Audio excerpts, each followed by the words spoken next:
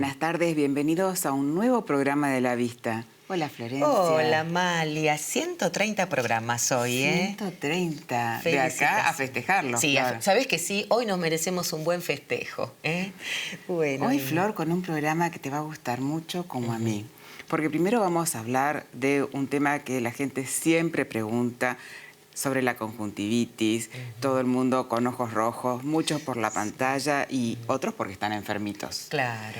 Pero también vamos a relacionar la visión o la no visión con el arte. Eso me encanta. ¿A quién no le gusta? Hoy tenemos programón.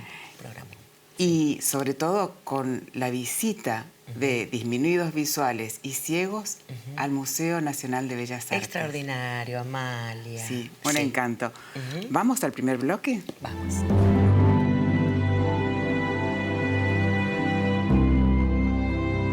Y en este primer bloque a la vista tenemos de invitado al doctor Ricardo Brunzini. Bienvenido, Ricardo. Muchísimas gracias. Hola, Qué bueno estar de vuelta acá. Y qué bueno que estés, qué bueno que es tenerte. Bueno. El doctor Brunzini es autor de numerosos trabajos científicos de medicina oftalmológica, presentado en congresos nacionales e internacionales, por los cuales fue premiado. Es, yo diría, el infectólogo ocular de referencia para todos los oftalmólogos. Y una pregunta que la gente siempre nos hace llegar, Ricardo, es ¿a qué se llama conjuntivitis? Sí, está muy bien. En realidad, el término que se llama conjuntivitis es un término amplio, ¿no? Conjuntivitis es una inflamación, es un ojo rojo. Sí. De ahí en más, este es el tronco del árbol, deberemos tratar de saber cada una de sus ramas a qué esto puede ser. Puede ser infecciosa, puede ser alérgica, puede ser inmunológica.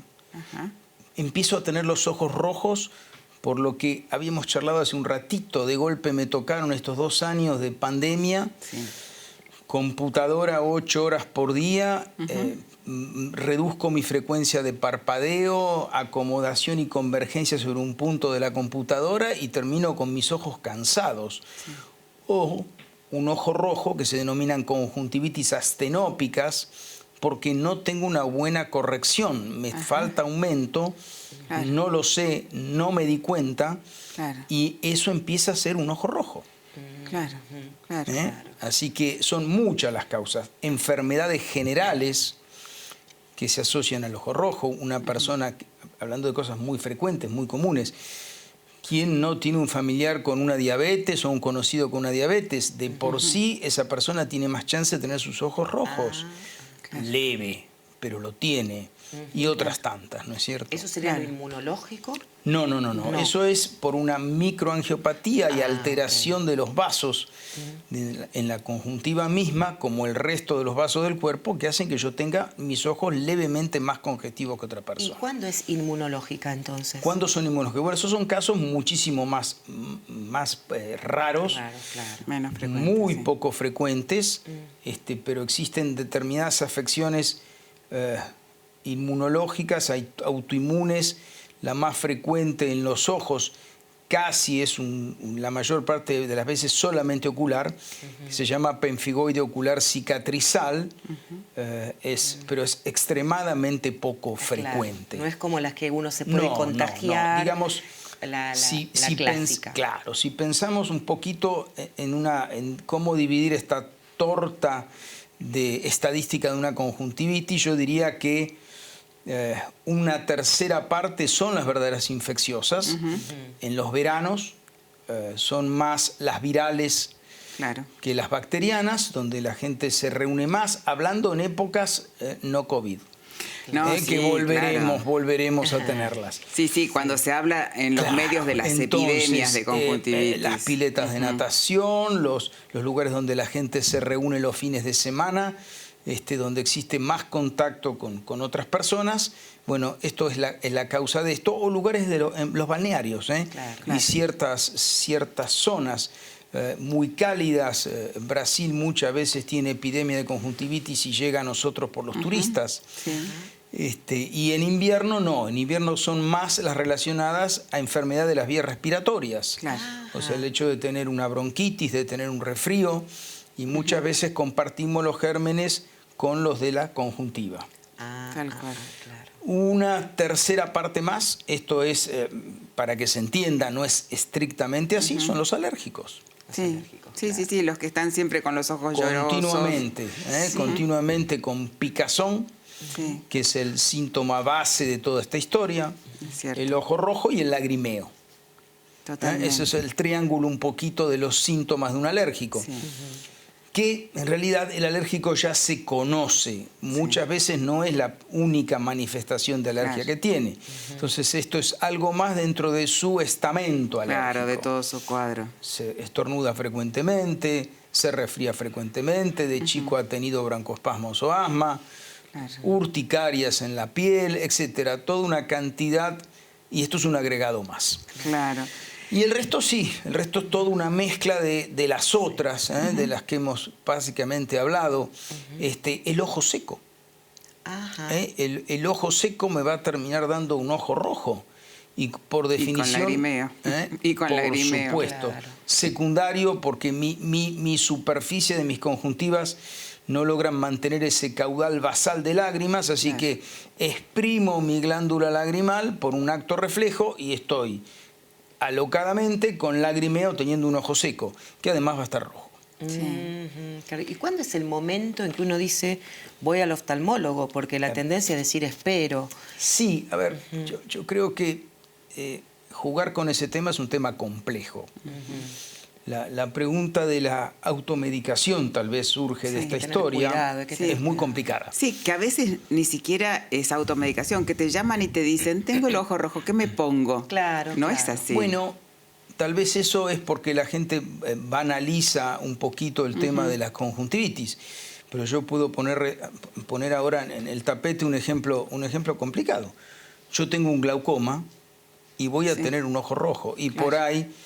saqué del botiquín algún medicamento que tenga corticoides que me lo aumenta, o voy a pedirle al farmacéutico una gota cuando no se debería hacer y a veces llega un momento que se hace. Y ahí encima estoy teniendo un riesgo adicional muy importante, ¿no? Muy importante, muy porque importante. los corticoides te suben la presión ocular más si uno todavía. es predispuesto a esto, con lo cual eso puede terminar afectando seriamente mi agudeza visual. De modo que es fundamental no automedicarse. La realidad es que no, a menos que ya el paciente sepa que esto lo tiene porque tengo un ojo seco. Claro. Bueno, consultó, le dijeron que esto es un ojo seco, o sea que la consulta con su oftalmólogo de cabecera lo tiene que tener. Claro. Y a partir de ahí dirá, bueno, sí, esto es un ojo seco, fantástico, use la lágrima y esa persona repetirá la medicación, el colega la citará cada tanto a él para ver cómo está esto funcionando. Bueno, en todo caso, sí. Pero bueno, primero lo tengo que saber. Y si vamos a las que nos pescamos en la pileta, en la colonia de vacaciones, esas cosas, los chicos, pienso que a lo mejor también en ese caso es recomendable ir a ver a un oftalmólogo porque puede después empeorar si uno no hace. Además que, digamos... Si se hace una consulta rápida, tal vez el oftalmólogo sea el que pone el parate para que el resto de la familia no termine con lo mismo. Claro. Sí. Son extremadamente contagiosas, son virales. Claro. Entonces, con unas pocas medidas de cuidado, higiene y profilaxis de esto, tal vez el resto de la familia no termine de igual forma. Son de larga duración muchas de ellas. Si yo tengo una conjuntivitis bacteriana en la de los inviernos, usando alguna gota de antibiótico apropiada, unos pocos días la curé. Claro. Pero una viral, y según el tipo de virus que tengo en ese momento, generalmente son adenovirus, y según el serotipo en cuestión, puede tardar 15 días, 20 días, 30 días, un mes, 2 meses, 3 meses y dejarme mancha en una córnea. Claro, mira. Con lo cual, la córnea, que tiene que ser transparente como un cristal, la lleno de manchitas, y para sacarme esas manchitas de encima, después tengo que pelearlo 1 año, 2 años. Así que, bueno, ni siquiera en ese caso diría yo, por lo menos que hagan esa primer consulta. Claro, es importantísimo. Imagínate, por una conjuntivitis que vos pensabas que no era nada importante, tener una secuela Que terminas en con la alguna visión. secuela, que a veces uno pudiera evitar. Totalmente. Richard, y con esto de la pandemia también disminuyó mucho el contagio entre los niños en la escuela, ¿no? Disminuyó una cantidad de cosas. lo que habitualmente veíamos como una enorme cantidad de conjuntivitis virales en los veranos, Sí. claro, no ocurrió. La gente, bueno, hasta por lo menos este verano no concurrió tanto a lugares, se cuidó, Claro. y esto dejó de existir. Sí, sí, sí. En el verano se han contagiado más de COVID que otra Por cosa. supuesto, Claro, por supuesto. claro. Que algunos de ellos también tenían ojo rojo, Sí. pocos. Bueno, ¿te acordás que cuando comenzó la pandemia En se un hablaba inicio, mucho sí, del contagio? Sí. Con las primeras variantes de la cepa del COVID-19 aparecían ojos rojos, Sí. después menos. En las últimas variantes, muy poquito. Sí, Claro. totalmente. Qué bárbaro, sí, sí. Y las personas que usan muchísimo las pantallas, ya sea por ocio o por trabajo, ¿algún consejo que le quieras Por dar? las dos. Sí, por Porque las generalmente el que utiliza la pantalla terminó su día laboral Y y sigue. se puso a mirar su teléfono. dos. Sí, tenés razón. Y la realidad es que cuanto más chica es la pantalla, mi cansancio va a ser mayor. Ajá. Sí, por supuesto. Partamos de la base de alguien que no tiene un ojo seco asociado o no tiene alguna otra afección. Bueno, sí, deberíamos tratar de, si estoy muchas horas frente a una pantalla y ya soy un adulto, los chicos se defienden mejor, debería ser una prueba de descanso. Cada hora, hora y pico, estar, no sé, 8, 10 minutos mirando algo que no sea la pantalla, lo cual a veces es muy difícil de compatibilizar con los diferentes trabajos. Esto no Sí. es tan sencillo. Claro. Ciertos lugares, ciertas oficinas lo pueden hacer, en otras no tanto, y no es tan fácil para No la es persona fácil, que no es está con sencillo. esto. Y Por- utilizar lágrimas. Por supuesto, si además de esto se asocia a que tengo un ojo seco, que es enormemente frecuente, Sí. la estadística del ojo seco es una estadística loca. Según las publicaciones que uno pueda leer, dice 30, dice 40, dice 50, dice Mira. 60% Claro, de una población a partir de una determinada edad. es muchísimo. Qué bárbaro. Que es muchísimo, es Muchísimo. enorme. Ahí por supuesto que sí, cada hora de pantalla lubricarlos, y como dijimos que no me doy cuenta y parpadeo menos porque no me queda otra para prestar atención, Claro. incentivar el parpadeo a propósito Claro. nos va a ayudar muchísimo. Ah, qué Me bueno. acuerdo, parece Tomar conciencia de tomar que conciencia, me acuerdo que tengo que parpadear. Parpadear. Suena de lo más extraño, Sí, desopilante, lo que lo ridículo, quieran sí, poner sí. ridículo, pero lo debo hacer. Qué bárbaro. Y por supuesto que cuando me siento cansado, tengo que parar, tengo que descansar, tengo que mirar el infinito, ¿qué significa? 2, 3 metros hacia allá, Sí. y Perfecto. dejar que mis ojos reposen para volver nuevamente Qué a bueno. la actividad que tengo. Qué En bien, cuanto a Andrés. los monitores, todo depende de mi apertura palpebral, con lo cual lo ideal es tenerlo a la altura de mi cabeza, a la Claro. altura de mis ojos. Si lo tengo más arriba, abro más mi hendidura palpebral. No. Puede estar levemente abajo, puede estar a la altura, pero no lo tengo que tener colgado y yo mirando para arriba. La paso peor. Seguro, Ajá. seguro. Así Qué es. bien, Y por supuesto que hay monitores, que generalmente los usan los gamers, donde refresca la pantalla. Cada tantos segundos hace un refresh de la pantalla, que son muchísimo más tolerables. Por supuesto, económicamente son más difíciles. Claro. Claro, sí. No, lo averigüé, no es una cosa increíble que uno puede decir, bueno, nunca en la vida. Por supuesto valen más que los otros, pero también es para tener en cuenta la persona que trabaja de esto y tiene una afección. Claro.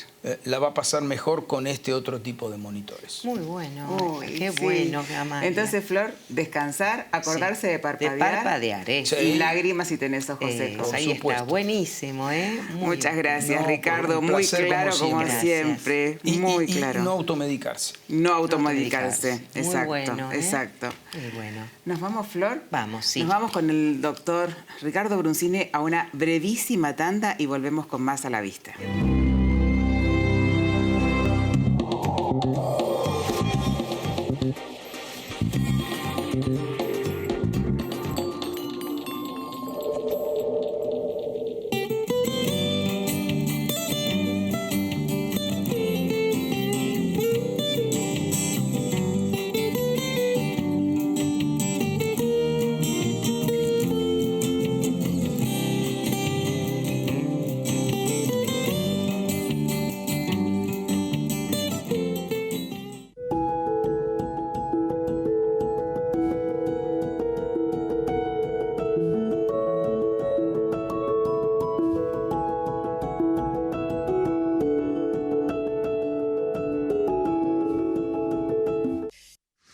Esto es increíble.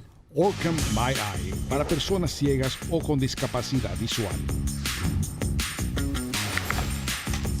Another brilliant performance.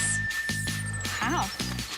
Orcam My Eye es un dispositivo portátil activado por voz que ve, entiende y comunica información visual para ayudar a los discapacitados visuales a ser mucho más independientes. Esto es magia.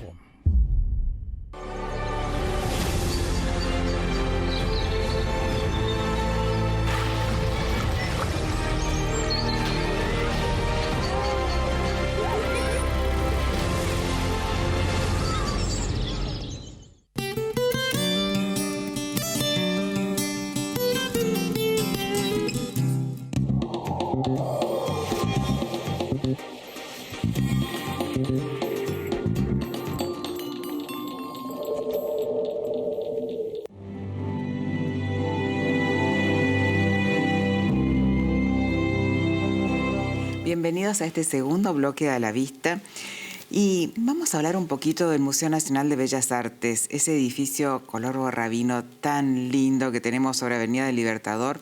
Es uno de los museos más importantes de Sudamérica. Y ¿sabés, Florencia, que ahí donde hay pinturas y esculturas realmente bellísimas, hay visitas que son gratuitas, hay que destacarlo, para el público en general, ahora con turno, pero hay visitas especiales para ciegos y disminuidos visuales. Mira, interesantísimo, sobre todo para ver cómo disfrutan ellos de la experiencia, ¿no? Totalmente. Y para eso hemos invitado a la persona que se encarga de esto, que es una dulzura de persona, la licenciada Mabel Mayol. Mabel, gracias por venir. No, muchas gracias a ustedes por la invitación para Hola, poder Mabel. difundir el trabajo que se hace. Gracias. Que es tan importante lo que haces. Mabel, te voy a presentar, ¿sí? La licenciada Mayol es profesora y curadora del Museo Nacional de Bellas Artes, profesora y licenciada en Historia del Arte, es jefa del área de extensión educativa del Museo Nacional de Bellas Artes y encargada de este recorrido especial donde se usa el tacto, el relato, me contabas, para que la gente pueda disfrutar de nuestras piezas que son tan lindas, Mabel. Sí, totalmente.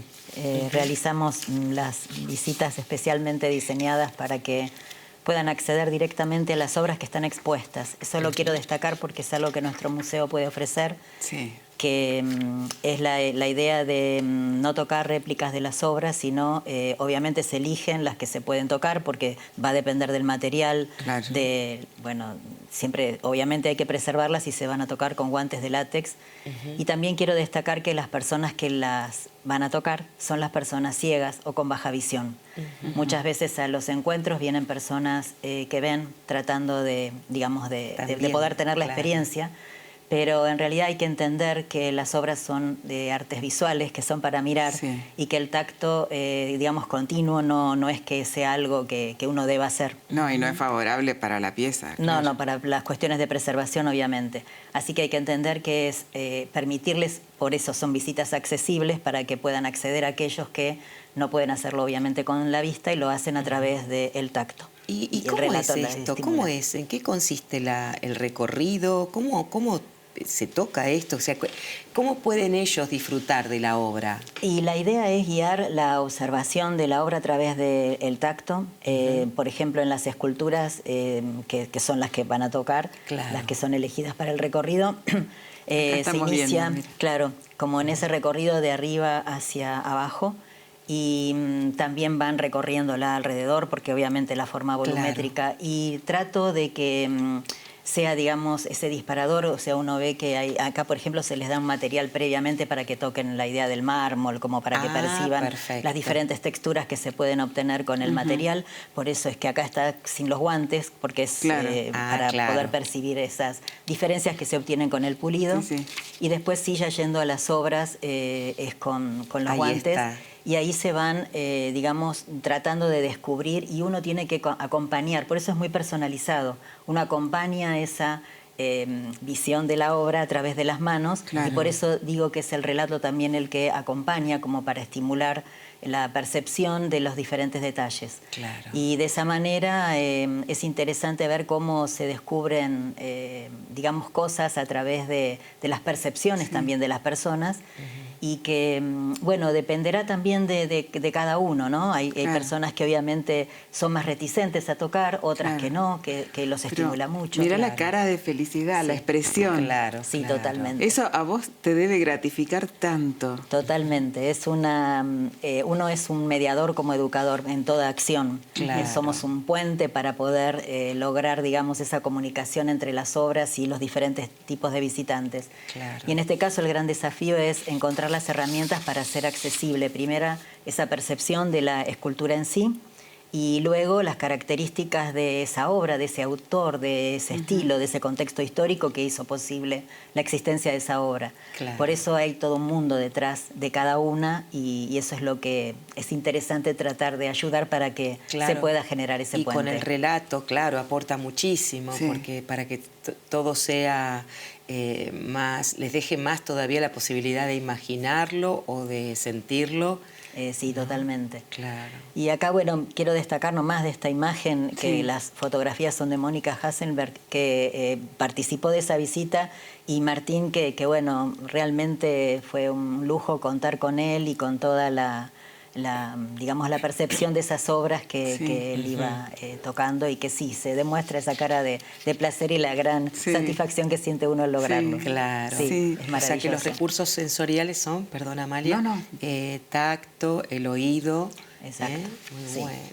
Por eso a veces cuando las obras así lo permiten, los registros sonoros de los artistas son muy importantes, como para que a través de algún testimonio que haya oral, lo hicimos por ejemplo en algunas muestras, o la de Rivera, de Orozco, por ejemplo, en caso de artistas locales, cuando tuvimos la obra de Gyula Kosice también, Sí. y es muy interesante ver cómo ese acercamiento a la obra y al artista a través del timbre de voz es algo que también los fascina mucho.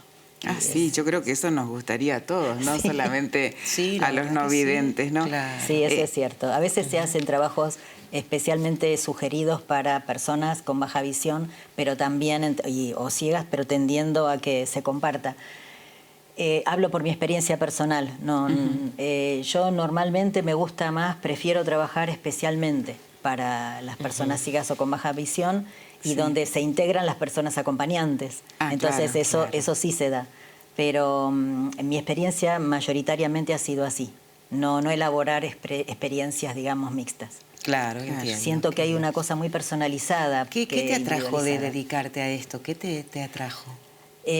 Soy historiadora del arte, egresada de la UBA, así que mi pasión son las artes. Trabajar en el Museo Nacional de Bellas Artes es un gran privilegio Sí, que sí. tengo desde hace, por suerte, mucho tiempo. Y el tema de las visitas accesibles es algo que siempre me interesó, porque son públicos a los que hay que trabajar especialmente. Claro.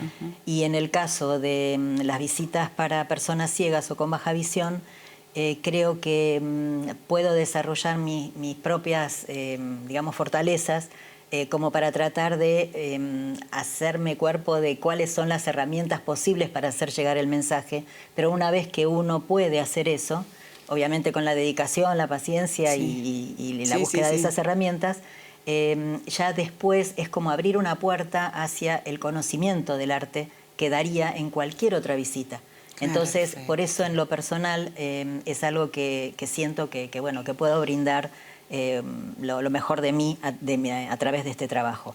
Qué En el caso, lindo, por qué ejemplo- lindo que es Sí, escucharla. Sí, sí, claro. Bueno, gracias.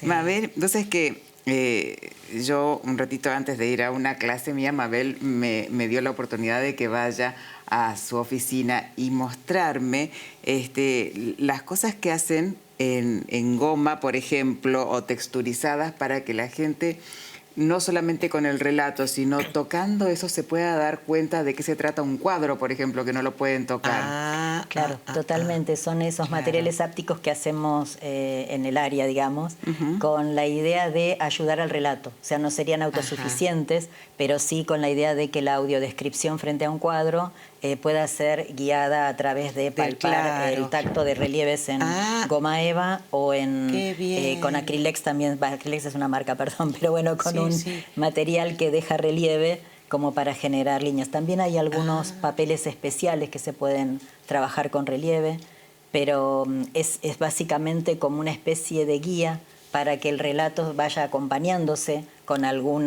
material que permita la interpretación de lo que uno está planteando. ¡Qué bárbaro! Como otra puerta para acceder a la pintura, así que si no, no se puede tocar, obviamente. ¡Qué bien! ¡Qué bien! Esto es totalmente gratuito, Florencia. Y yo quisiera, Mabel, que vos le digas a la gente que nos está viendo qué otras formas podemos tener nosotros de colaborar con el museo. Que no sea a través de nuestros impuestos. Ser amigo del museo.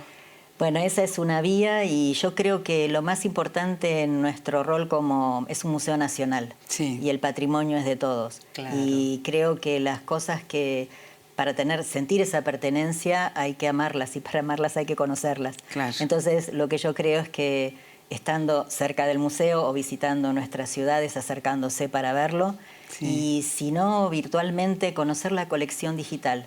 Yo creo que a través de eso uno empieza a tener una familiarización y en base a la página web, que es la que permite este acceso, yo quería destacar en relación a lo que también se puede apreciar a distancia para personas ciegas o con baja visión, es la audioguía para ciegos. Que en ese caso la selección de las esculturas tuvo que ver con obras que si vinieran al museo no las podrían tocar, porque ya sea o por el material del cual están hechas, que si es, no sé, una virgen de madera románica del siglo XII, obviamente no se puede tocar, o si es un trabajo en yeso, el material tampoco permite que se lo toque, o una pieza que está detrás de una vitrina, porque por su tamaño tampoco. Entonces, no serían accesibles en una visita común.